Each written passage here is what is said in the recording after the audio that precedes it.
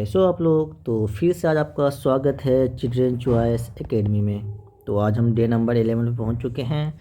हम जो चैप्टर कर रहे हैं 2 दिन से आपका फ्रिक्शन चैप्टर चल रहा है, ठीक है। तो इससे पहले हमने इसमें डे नंबर 9 और डे 11 इस पर ऑलरेडी कवर कर चुके हैं। तो इन दोनों डे 9 और 10 से हमने अब तक 40 क्वेश्चन फ्रिक्शन पे किया है, ठीक है। तो और आज मैं आपके लिए 20 क्वेश्चन लेकर आया हूँ डे नंबर 11 पे। तो मतलब कि इस चैप्टर का टोटल आपके कितने क्वेश्चन हो गए, टोटल हो गए 60 क्वेश्चन। तो अगर आप ये 60 क्वेश्चन आप कर लेते हो अच्छे से, ईमानदारी से, तो ये मेरी गारंटी है आपसे कि आपका AMU GMI में एक भी क्वेश्चन इस चैप्टर से रिलेटेड गलत नहीं होगा अगर इस सारा क्वेश्चन का अटैम्प्ट करते हो। क्योंकि मैं क्वेश्चन ही सॉल्व नहीं करवाता हूँ, आपको पता ही होगा कि मैं क्वेश्चन के साथ साथ मैं उसका रीज़न देने का ट्राई करता हूँ और मैं उसके साथ साथ एक दो एक्स्ट्रा क्वेश्चन में ज़रूर बताता हूँ। अगर आपको वीडियो मेरा अच्छा लगता हो और मेरे चैनल पर फर्स्ट टाइम आए हो तो आप सबसे पहले इसे सब्सक्राइब करें, लाइक करें, शेयर करें और आप वीडियो को ज़रूर देखें अगर आपको AMU और JMI के लिए आपको तैयारी करनी है तो, ठीक है। तो मैं अब जितने क्वेश्चन लेकर आता हूँ लगभग सारे के सारे क्वेश्चन आपके NCERT पे बेस्ड है। और हम जानते हैं कि AMU और JMI में कैसे क्वेश्चन आते हैं भाई, NCERT से ही आते हैं। तो इसलिए हमें NCERT से ज़्यादा कुछ बाहर नहीं पढ़ना है। अब इस चैप्टर को मतलब कि मैं जो लेक्चर लेकर आता हूँ इससे आप कंप्लीट कर लो सबसे पहले। और दूसरा काम होता है आपका कि आप इसके PYQ का आप सॉल्व कर लिया कीजिए, है ना। आपके पास PYQ होगा ही तो आप उससे PYQ को एक बार सॉल्व कर लो। सबसे पहले ये लेक्चर देखो, उसका PYQ सॉल्व करो। आप देखोगे आपके PYQ बनते हैं कि नहीं बनते हैं, ठीक है। और मेरी गारंटी है आपके PYQ भी सारे बनेंगे और आपके जो एग्ज़ाम होने वाली है GMI एंड AMU का उसके भी सारे के सारे क्वेश्चन आपके ज़रूर एंड ज़रूर बनेंगे, ठीक। तो अब बिंदास होकर बस पढ़िए अच्छे से, ईमानदारी से, ठीक है। तो चलिए फिर स्टार्ट करते हैं आज का क्वेश्चन सीरीज़। तो क्वेश्चन नंबर 41 पे हम पहुंच चुके थे, है ना। 41 पे पहुंच चुके थे और आज हम पढ़ेंगे कि आपका टॉपिक क्या है, वे टू रिड्यूस फ्रिक्शन, मतलब कि फ्रिक्शन को कैसे रिड्यूस करते हैं। बहुत आसान सा टॉपिक है, फिर भी इसमें बच्चों को थोड़ा बहुत डाउट होता है, तो आज मैं आपको उस डाउट को भी क्लियर कर दूंगा आपके, ठीक है ना। तो चलिए फिर आज का क्वेश्चन क्या है। पहला क्वेश्चन कह रहा है कि which of the following is not used to reduce friction, इसमें से कौन सा ऐसा चीज़ है जिसको हम यूज़ नहीं करते हैं। नहीं वाले पे आप सबसे पहले अंडरलाइन करने की आदत डालें, है ना। नो जहाँ पे भी आए उसमें पहले क्या करें, अंडरलाइन आप ज़रूर करें। और ताकि आपको ये पता चले कि नो इंसान क्या करते हैं कि नोट को छोड़ देते हैं, डायरेक्ट रिड्यूस फ्रिक्शन ज़्यादा ग्रीस या ऑयल में लगा कर चले जाते हैं। जिसको पहला जो ऑप्शन देखता है वो लगा देता है। तो आप नो पे ज़रूर ध्यान दें। व्हाट इज ये नोट पूछा गया है ना, इस पर ध्यान जरूर दीजिए। तो इसका ऑप्शन क्या आ जाएगा, नोट यूज़। हम जानते हैं कि ग्रीस हो गया, ऑयल हो गया ना, बॉल बेयरिंग, ये तीनों से हम क्या करते हैं, फ्रिक्शन को क्या करते हैं बताइए, रिड्यूस करते हैं, है ना। ये अगर मैं किसी भी चीज़ में ग्रीस डाल दूँ, ऑयल डाल दूँ, तो अगर बॉल बेयरिंग लगाओ तो इससे क्या होता है, फ्रिक्शन आपका रिड्यूस होता है, रिड्यूस फ्रिक्शन। लेकिन आपका सैंड पेपर जो होता है ना, इसको कुछ ऐसा यूज़ नहीं किया जाता है कि रिड्यूस तो फ्रिक्शन को इंक्रीज करता है, क्योंकि इसका जो सरफेस कैसा होता है, रफ होता है, रफ सरफेस होता है, जिसके वजह से फ्रिक्शन को क्या करता है, इंक्रीज करता है। इसलिए आपका आंसर क्या हो जाएगा, इसमें डी हो जाएगा, है ना। आई होप कि आपको क्लियर हो गया होगा। तो आपको इसमें ये भी पता होना चाहिए कि इंक्रीज मतलब ये ग्रीस हो गया, ऑयल हो गया, इन सब से हम क्या करते हैं, फ्रिक्शन को रिड्यूस करते हैं। लेकिन आपसे क्या पूछा, नोट पूछा, किससे रिड्यूस नहीं किया जाता है, मतलब किससे इंक्रीज किया। इसका मतलब क्या है कि नोट का मतलब क्या है कि आपको ऑप्शन देना है कि इंक्रीज किससे करते हैं ना, इंक्रीज किससे करते हैं। इंक्रीज हम किससे करते हैं, सैंड पेपर से। तो आपका आंसर हो जाएगा डी। तो क्वेश्चन नंबर 42 पे आते हैं। क्वेश्चन नंबर 42 आपका कह रहा है कि when you polish a surface, अगर आप किसी भी सरफेस पर आप पॉलिश कर देते हो तो बताओ फ्रिक्शन क्या होगा। बताओ क्या होगा, फ्रिक्शन इंक्रीज हो जाएगा या डिक्रीज हो जाएगा या ज़ीरो हो जाएगा या रिमेन सेम होगा। देखो कभी भी सेम तो नहीं होगा और फ्रिक्शन ज़ीरो भी नहीं होगा। जब भी ऐसा कंपेरिजन का क्वेश्चन आए ना, दो ऑप्शन था, आप सिंपल काट सकते हो कॉमन सेंस से। जीरो एंड सेम का तो कोई बात होगा नहीं। आपका या तो ए हो सकता है या तो बी हो सकता है। अभी देखते हैं एक ए होगा या बी होगा, उसको पहले समझते हैं कि कैसे। आप देखो एक सरफेस है, आपने घर बनाया नया ना, है ना। तो आप जब प्लास्टर करते हो, ये आपका घर है ना, ये आपका वॉल है, यहाँ पे सपोज कि आपका प्लास्टर किया है थोड़ा बहुत, क्योंकि प्लास्टर जब करते हो ना, जब थोड़ा बहुत ऐसा रहता है। तो लेकिन आप इसमें क्या क्या पॉलिश कर दिया, देखो इसी घर में आपने क्या किया, पॉलिश कर दिया है। जब इसे पॉलिश करते हो, मैंने ये ऐसे ही है, इसमें क्या क्या अच्छे से कोई सा पॉलिश लाया, इसमें पॉलिश कर दिया। अब ये बताओ मुझे कि ज़्यादा रफनेस कहाँ आपको नज़र आ रहा है। बताइए, ये ए है और ये बी है। देखो यहाँ पे रफनेस ज़्यादा है ना, जब प्लास्टर से पहले, ये इसमें आप कन्वर्ट कर दियो, प्लास्टर से पहले आपका रफनेस ज़्यादा है, तो जब हमने पॉलिश नहीं किया था तो आपका सरफेस कैसा था, रफ था। और जब रफ होता है तो कैसा होगा, फ्रिक्शन क्या होगा, फ्रिक्शन ज़्यादा होगा। ठीक, उसके बाद आपने जब इसे पॉलिश कर दिया तो सरफेस कैसा हो गया, स्मूथ हो गया। स्मूथ होगा तो आपका फ्रिक्शन कैसा हो जाएगा, फ्रिक्शन आपका हो जाएगा कम हो जाएगा, डिक्रीज़ हो जाएगा। तो इसका ऑप्शन क्या होगा बताओ, है ना। देखो क्या बोल रहा है कि वेन यू पॉलिश, अगर किसी भी सरफेस आप पॉलिश करते हो फ्रिक्शन क्या हो रहा है, इंक्रीज हो रहा है, डिक्रीज हो रहा है। भाई जब सरफेस मतलब पॉलिश नहीं किया तो कुछ ऐसा था तो फ्रिक्शन ज़्यादा था, जब हम इस पर पॉलिश कर दिया, ठीक है, तो स्मूथ हो गया सरफेस, तो आपका फ्रिक्शन क्या हो गया, डिक्रीज। तो इसका आंसर क्या हो जाएगा आपका B number, answer number B. हाँ, कॉन्सेप्ट से समझिए, सिर्फ याद नहीं करना यार पॉलिश किया तो, कल को आपको ऐसे थोड़ा घुमा के क्वेश्चन दे देगा तो आपको कॉन्सेप्ट क्लियर होगा ना, तो आप इजीली जो रफ से हमेशा याद रखो फ्रिक्शन ज़्यादा होगा, स्मूथ से हमेशा याद रखो फ्रिक्शन कम होगा, है ना। चलिए नेक्स्ट क्वेश्चन देखते हैं। द फंक्शन ऑफ, क्या पूछा, फंक्शन पूछा है ऑफ लुब्रिकेंट। इससे पहले डिस्कस ऑलरेडी कर चुके हैं। तो कभी भी किसी चीज़ में लुब्रिकेंट डालते हो तो ये हमेशा फ्रिक्शन को क्या करता है, डिक्रीज़ करता है। कभी भी लुब्रिकेंट आपको स्टॉप नहीं करेगा, रफनेस को इंक्रीज़ नहीं करेगा, इंक्रीज फ्रिक्शन नहीं करेगा, तो आपका होगा हमेशा डिक्रीज। ये तो आपको टिप पे होनी चाहिए, आई थिंक कि अब तो आपको याद हो चुका होगा, क्योंकि हम डे नंबर 9 से कर रहे हैं तो सब में कुछ कहीं ना कहीं ये क्वेश्चन आ ही जाता है ना। तो डे नंबर 9, 10 और आपका है 11th। अगर आपने डे नंबर 9 और 10 नहीं देखा है तो आप सबसे पहले वो दोनों लेक्चर को देखें, ताकि इस वाले लेक्चर का आप इजीली 20 में 20 आराम से नंबर आप ला सकते हो अपने पूरे पीछे। क्योंकि मैं जब क्वेश्चन लाता हूँ ना तो उसके साथ साथ मैं उसको डिस्कस भी कर देता हूँ कि भाई ये होगा, इसमें क्या हो सकता है, तो पॉसिबिलिटी क्या है, तो उस पॉसिबिलिटी को फिर नेक्स्ट क्वेश्चन में, नेक्स्ट लेक्चर में लेकर आता हूँ, ताकि आपका यहाँ से कॉन्सेप्ट समझा हुआ इसमें आपका यूज़ हो जाए। और ये सारे कॉन्सेप्ट अगर समझ लेते हो तो आपका AMU एंड GMI में आराम से क्वेश्चन सॉल्व हो जाएगा, है ना। तो चलिए देखते हैं फिर क्वेश्चन नंबर 44 क्या कह रहा है। तो क्वेश्चन नंबर 44 कह रहा है, why do bird and fish have streamlined bodies. देखो ये चीज़ हम कल ऑलरेडी डे नंबर 10 में ऑलरेडी डिस्कस कर चुके हैं बहुत डिटेल में, है ना। तो बताओ, अगर आपने नहीं देखा था डे नंबर 10 देखें, आपको ये कॉन्सेप्ट बहुत अच्छे तरीके से समझ में आ जाएगा। तो बताओ 44 का आंसर क्या होगा, टू रिड्यूस फ्रिक्शन, है ना। क्योंकि अभी मैं फिर डिस्कस करूँगा, आपका टाइम वेस्ट होगा और मैं टाइम बिल्कुल वेस्ट करना नहीं चाहता आप लोगों का। तो जो डिस्कस कर चुके हैं आप उसे वहाँ पे देख लीजिए, है ना। अगर आपने देखा होगा तो आपको ये समझ में आ ही गया होगा आराम से, मेरे से पहले आप आंसर दे दिए होंगे। तो डे नंबर 11 में चल रहे हैं, ठीक है। तो क्वेश्चन नंबर 45 आ चुका है आपका।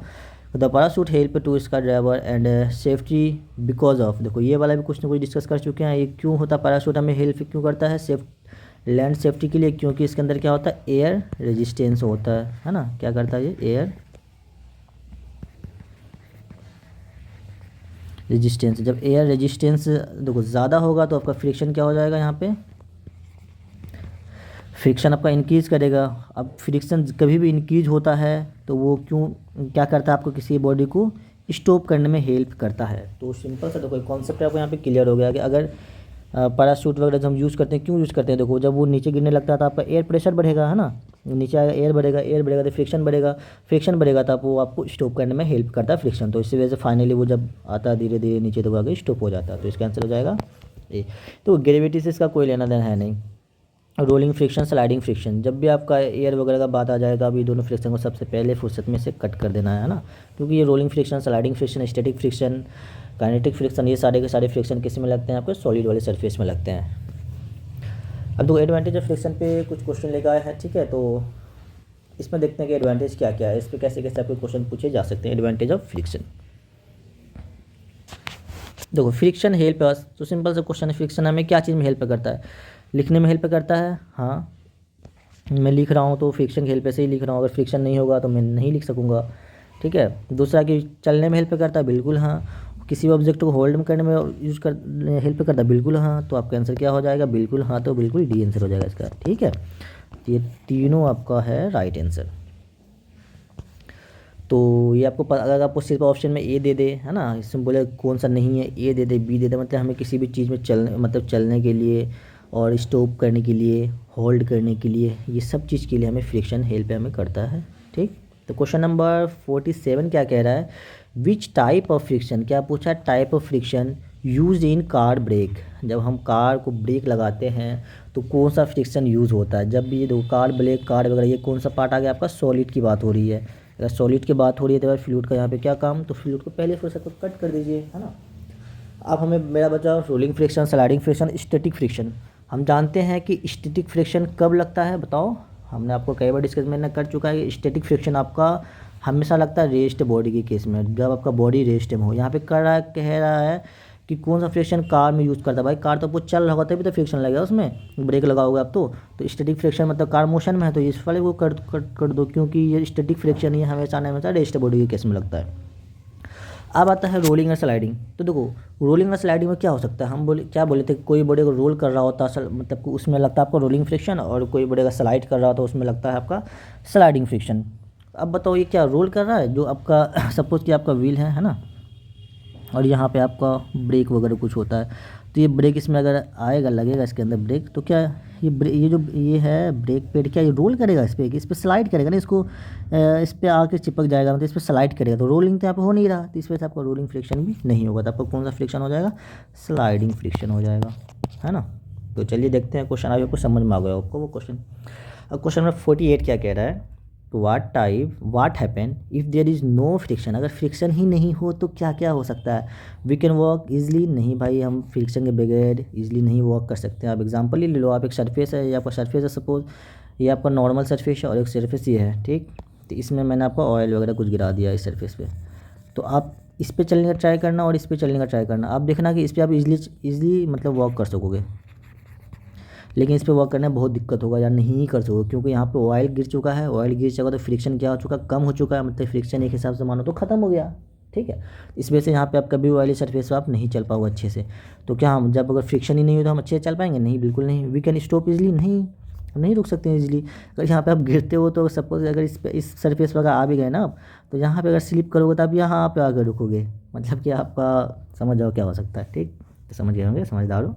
तो अब सी है, क्या है, when we sleep and fall nothing will change. भाई चेंज तो होगा यार, तो इसमें क्या होगा, वेन वी स्लीप और फॉल, जब हम गिरते हैं या हम स्लीप कर जाते हैं, तो इसी वाली केस का बात हो रहा है। केस नंबर बी है, इसको ये मान लो। तो केस नंबर बी का अगर हम फ्रिक्शन अगर नहीं हो तो हम क्या होते हैं, स्लीप कर जाते हैं या हम गिरने लगते हैं। तो 49 क्या कह रहा है कि which surface will produce least friction. सबसे कम फ्रिक्शन कौन सा सरफेस प्रोड्यूस करेगा। देखो लिप फ्रिक्शन किसके, तो इसका मतलब क्या होना चाहिए आपका, रफ सरफेस क्या होना चाहिए, रफ सरफेस कम होना चाहिए, कम से कम होना चाहिए, मतलब मिनिमम होना चाहिए, है ना। मिनिमम, अगर रफ सरफेस मिनिमम हो तो आपका फ्रिक्शन कम होगा। अब इसमें इन चारों में देखोगे रफ सरफेस सबसे कम किसके अंदर है, भाई सैंड पेपर आप लिखते हो, इसके अंदर फ्रिक्शन है, रफ है इसके अंदर भी है, कारपेट है इसके अंदर भी है। तो सबसे कम सरफेस कैसे है, जिससे मतलब सबसे स्मूथनेस, आप सिंपल आप चेक करो इसमें, रफ सरफेस इंक्रीज जाने तो दूसरा चेक करो स्मूथनेस। अब बताओ ये रफ तो होगा नहीं, है ना, क्योंकि रफ में जितना ज़्यादा रफ होगा उतना ज़्यादा आपका फ्रिक्शन होगा, तो ये होगा नहीं। सैंड पेपर ये भी रफ है, कारपेट ये भी आपका रफ होता है, तो आपका स्मूथनेस कौन सा, आइस है, तो आपका आंसर क्या हो जाएगा इसमें, आइस हो जाएगा। लिस्ट फ्रिक्शन पूछा है इस वजह से, अगर पूछा मैक्सिमम फ्रिक्शन किस में होता तो फिर आपका रफ रोड में आ जाता। तो क्वेश्चन नंबर 50 कह रहा है कि which is an example of useful friction, है ना, which is an example of useful. इसमें हमें फ्रिक्शन का होता है ना भाई, फ्रिक्शन बहुत अच्छी है तो बहुत ख़राब है, कहीं पे हेल्पफुल, हर चीज़ के दो पहलू होते हैं ना। तो ये हमारे लिए यूज़फुल भी है कहीं ना कहीं, ठीक, और कहीं ना कहीं हमारे लिए यूज़फुल नहीं भी है। तो आपसे इसमें पूछा इसमें से क्या हमें यूज़फुल होता है, क्या ओवर हीटिंग द मशीन, नहीं भाई, अगर मशीन आपका ओवर हीट हो जाए तो आपका ख़राब हो सकता है, तो ये हमारा हेल्पफुल नहीं है हमारे लिए। तो क्या होता है, राइटिंग ऑन पेपर या ब्लेड वेयरिंग आउट, तो आपको हो जाएगा राइटिंग, आप लिख पा रहे हो, किसकी वजह से लिख पा रहे हो, फ्रिक्शन अगर नहीं होगा तो आप बिल्कुल नहीं लिख सकोगे। तो इसका सिंपल सा लॉजिकल क्वेश्चन है, तो आपको बी सी हो जाएगा इसका ऑप्शन। तो 51 क्या कह रहा है, फ्रिक्शन डिपेंड ऑन, फ्रिक्शन किस पे डिपेंड करता है। कई बार हमने कई बार बता दो, अब तो बता दो यार, कलर होगा, हार्डनेस होगा, टेम्परेचर होगा, कहीं नहीं, ये सब कुछ नहीं, रफनेस। फ्रिक्शन से हमारे दिमाग में आना चाहिए रफनेस, फ्रिक्शन से हमारे दिमाग में क्या आना चाहिए, रफनेस एंड रफनेस, ठीक। 52 क्या कर रहा है, फ्लूइड फ्रिक्शन। अब आ रही है फ्लूइड की बात आ रही है ना, फ्लूइड फ्रिक्शन किस में होता है, बताओ, कल डिस्कस भी किए थे, बताओ ज़रा से एक बार आप। ये होता है आपके एयर में और आप होता है आपके वाटर में। तो तो इन दोनों आपका फ्लूइड फ्रिक्शन होता है। तो किस पे मतलब इंक्रीज़ कब होगा? टेम्परेचर। भाई हमने कल पढ़ा था कि फ्लूइड फ्रिक्शन किस किस वजह से इंक्रीज हो सकता है। टाइम से क्या ही लेना देना आपका, वेट ऑफ द बॉडी भी नहीं होगा, टेम्परेचर भी नहीं होगा, आपका आंसर क्या था? ये होगा। हमने कल पढ़ा था कि फ्लूइड फ्रिक्शन कौन कौन वजह से इंक्रीज हो, स्पीड ऑफ द बॉडी से इंक्रीज हो रहा था, नेचर ऑफ द फ्लूइड से इंक्रीज हो रहा था। ठीक है, ये सारे कुछ फैक्टर हम पढ़े थे कल। आपने वीडियो नहीं देखा था उसे ज़रूर आप देखें। तो आज 53 क्वेश्चन नंबर देखते हैं। ये क्या कह रहा है? इन विच सिचुएशन, सिचुएशन पूछ रहा है। क्या पूछ रहा है भाई? सिचुएशन, जो हमारा हमेशा चेंज होता रहता है ना। तो सिचुएशन तो भाई होता ही रहता है चेंज, कभी एक जैसा होता ही नहीं। तो क्या बोला? In which situation friction not useful. कहाँ पे फ्रिक्शन? अभी तो हमसे पूछा था भाई फ्रिक्शन कहाँ यूज़फुल। आप पूछ रहा है कि कौन ऐसा सिचुएशन है जहाँ पे फ्रिक्शन यूज़फुल नहीं होता, बताइए। क्या राइटिंग हम लिखते हैं तो भाई बिल्कुल इसमें हेल्पफुल होता है। होल्डिंग एन ऑब्जेक्ट इसमें भी हेल्पफुल होता है। ठीक है, इन दोनों में तो आपका हेल्पफुल है। देखो नोट पूछा है, अगर हेल्पफुल पूछता तो फिर ये सारे के सारे होते। हेल्प करता है इसमें, वॉकिंग में भी हेल्प करता है। तो आपका कहाँ पे हेल्प यूज़फुल नहीं है? हेल्प करता है यूज़फुल नहीं है, अगर वो नहीं कोई दिक्कत भाई, हमारा ओवर हीटिंग नहीं है। अगर मशीन अगर मेरा हीट करने लगे तो क्या होगा? हमारा इंजन ख़राब हो जाएगा। तो इसलिए ये सी हो जाएगा ऑप्शन। तो 54 क्या कह रहा है? फ्रिक्शन बिटवीन, पूछ रहा है कि friction between moving part in a machine can be reduce using. अगर हम कौन मतलब क्या कौन सा फ्रिक्शन होता है? फ्रिक्शन जो होता है ना हमारे, जैसे कि दो बॉडी है, दो पार्ट है हमारे मशीन से का। तो इसमें अगर फ्रिक्शन बहुत ज़्यादा है ना, बहुत ज़्यादा फ्रिक्शन है, मैक्सिमम सपोज फ्रिक्शन है, हमें इसको रिड्यूस करना है। क्या करना है? रिड्यूस करना है। तो हम क्या यूज़ करेंगे भाई? कई बार बता चुके हैं यार कि ऑयल डालो, लुब्रिकेंट डालो, इससे हमारा फ्रिक्शन क्या होगा? रिड्यूस हो जाएगा। इसका आंसर हो जाएगा बी। तो देखो यार, अब क्वेश्चन नंबर 55 है कि what cause friction between two surface, है ना। What causes friction between two surface. हाँ, तो अगर दो सरफेस के अंदर दो देखो, एक सरफेस ये है, दूसरा सरफेस ये है। अगर इन दोनों के बीच में अगर फ्रिक्शन काउज होने लगे तो ये मतलब फ्रिक्शन लगने क्या काउज करता है बताओ? स्मूथनेस? नहीं यार, स्मूथनेस में फ्रिक्शन लगेगा ही नहीं भाई। स्मूथनेस को कर दो सबसे पहले। क्या वो मास काउज करेगा? यार मास तो फिक्स है, क्यों काउज करेगा फ्रिक्शन? टेम्परेचर क्यों काउज करेगा? तो ये क्या करेगा? इन दोनों को इंटरलॉकिंग कर देगा। आप देखो इंटरलॉकिंग समझते हैं ज़रा सा। देखो ये आपका एक सरफेस है, ये दूसरा ऑब्जेक्ट आप यहाँ पर रख दो। तो ये इन दोनों के बीच अगर फ्रिक्शन लगेगा ना, इन दोनों को क्या करेगा? इंटरलॉक कर देगा। इन दोनों का आपस में क्या लग देगा? इंटरलॉक एंड इरेगुलरिटीज़ कर देगा। तो आपका ऑप्शन हो जाएगा बी। तो 56 क्या कह रहा है? Which object is design to reduce air friction. किसकी बात आई है? एयर, है ना। तो रफ टायर, क्या भाई टायर्स मेरे को सैंड पेपर इसको हटा दो। एयर की बात आई है, पैराशूट। तो कौन सा हमें मतलब कि विच ऑब्जेक्ट किसको डिज़ाइन किया जाता है ऐसा ताकि हमारा एयर फ्रिक्शन मतलब कि आपका फ्लूइड फ्रिक्शन क्या हो जाए? कम हो जाए। फ्लूइड फ्रिक्शन आपका क्या हो जाए? कम हो जाए। हमने कल पढ़ा था ऐसे किसके लिए? स्ट्रीम लाइन बॉडी के लिए होता है ये चीज़। तो स्ट्रीम लाइन बॉडी का किसका शेप होता है? Bullet train. कल आपको मैंने ये भी दिखाया था, तो फिगर दिखाया था, बुलेट ट्रेन वगैरह फिश का दिखाया था, है ना। तो ये सारे के सारे ऐसे होते हैं। तो आपको देखो एग्जाम घुमा फिरा के कॉन्सेप्ट बस वही है। इसमें कितने टाइप के क्वेश्चन बन सकते हैं? A to Z टाइप का मैं क्वेश्चन यहाँ पे आपका A से A to Z टाइप के क्वेश्चन को यहाँ पे मैं कवर करने की कोशिश करता हूँ। ठीक है, A to Z कुछ भी नहीं बचता। अगर इसको आप कर लेते हो ना, कितना घुमा कर क्वेश्चन देगा आपका 110% सॉल्व हो जाएगा। तो 55 क्या कह रहा है कि which of this experience the least friction. यार लीस्ट फ्रिक्शन पूछा है, सबसे कम फ्रिक्शन। कई बार इस पर डिस्कस, बताओ आप खुद बताओ। तो आप सबसे पहले स्टैटिक, उसका देखो इसमें याद करने बोले थे स्टैटिक, उसके बाद क्या था? स्लाइडिंग, उसके बाद क्या था? रोलिंग। देखो मैं चाहूँ तो आपको सिर्फ ऑप्शन टिक लगा दूँ, जा सकता हूँ, लेकिन मैं आपको कॉन्सेप्ट में क्यों ध्यान देता हूँ भाई? इससे देखो इस कॉन्सेप्ट में हमने पहले बात कर रखा है, क्वेश्चन अलग टाइप के थे, कॉन्सेप्ट हमने बताया था, कॉन्सेप्ट वही लगेगा। यहाँ अलग टाइप के क्वेश्चन, इससे पहले अलग के क्वेश्चन थे, लेकिन कॉन्सेप्ट यही लगेगा। इस कॉन्सेप्ट को मैं इससे पहले वाले लेक्चर में डिस्कस कर चुका हूँ। तो अगर ये आपको कॉन्सेप्ट आता होगा, अब इस क्वेश्चन को ईजिली सॉल्व कर सकते हो विदाउट मतलब 1 सेकेंड, क्या मतलब 10 सेकेंड के अंदर आप इसे आराम से सॉल्व कर सकते हो। तो इसमें पूछा सबसे कम, हमने क्या बताया था इससे पहले वाले लेक्चर में कि इस स्टैटिक फ्रिक्शन के अंदर मैक्सिमम स्टैटिक होता है, इसका मैक्सिमम फ्रिक्शन लगता है और इसके अंदर आपको लगता है मिनिमम फ्रिक्शन। तो अगर आपसे कभी कंपेरिजन में पूछे तो यही काम करना है, सबसे पहले स्टैटिक लिखिएगा, स्लाइडिंग लिखिएगा, फिर रोलिंग लिखिएगा। आपसे लीस्ट पूछे मैक्सिमम, अगर यहाँ पे पूछा मैक्सिमम तो क्या होता है स्टैटिक फ्रिक्शन, लेकिन आपसे क्या पूछा है लीस्ट फ्रिक्शन पूछा है, तो लीस्ट में क्या हो जाएगा आपका रोलिंग फ्रिक्शन। तो आप इसका ऑप्शन क्या हो जाएगा आपका ए। तो स्लाइडिंग बॉक्स अगर नहीं, स्लाइडिंग तो भाई बीच में है ना मिनिमम है ना मैक्सिमम, इसका तो ऑप्शन ही हटा दो। वॉकिंग ट्रक, तो आपका ऑप्शन है इसका ए, है ना। तो कैसे सॉल्व करते हैं ये बहुत मैटर करता है, वाई वाला आपका है ना, वाई ये सबसे ज़्यादा मैटर करता है। Why do car tyre have, आप कार का ऐसा टायर क्यों बनाया जाता है, ट्रेड्स टाइप का टायर क्यों बनाया जाता है, क्योंकि इसका जो होता है फ्रिक्शन को क्या इंक्रीज करने के लिए या डिक्रीज करने के लिए, स्टाइलिस्ट को तो हटा दो या स्पीड से इसका क्या ही लेना देना, है ना।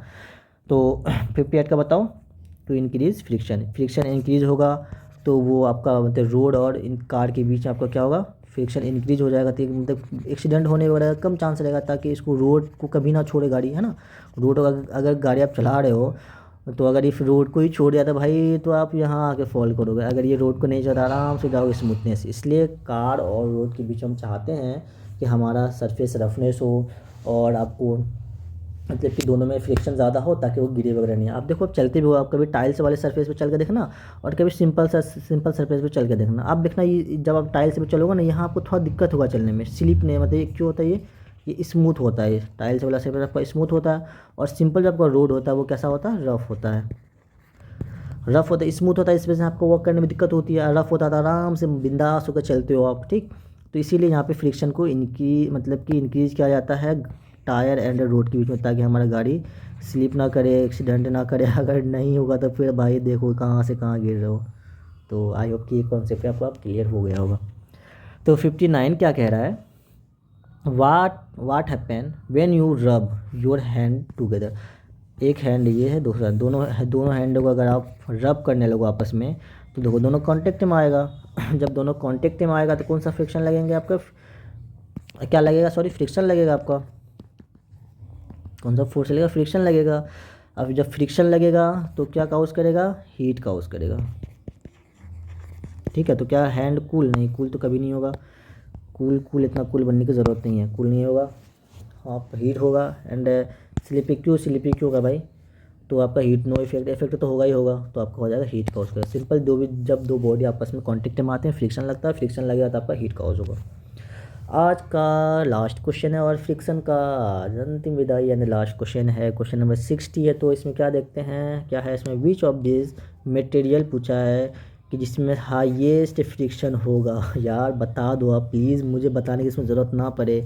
हाईएस्ट फ्रिक्शन बोले तो हाईएस्ट रफनेस क्या होना चाहिए, मैक्सिमम। अब बताओ उसमें सर रफनेस मैक्सिमम, आइस से भाई स्मूथ होता है, ये नहीं, मार्बल भी स्मूथ होता है, ग्लास भी स्मूथ होता है, तो रफ़ ज़्यादा क्या है, रबर है, तो फ्रिक्शन किस में लगेगा सबसे ज़्यादा, रबर में लगेगा, है ना। तो भाई आई होप कि आपको फ्रिक्शन वगैरह चैप्टर बहुत अच्छे से आपको क्लियर हो गया होगा। तो फ्रिक्शन हमने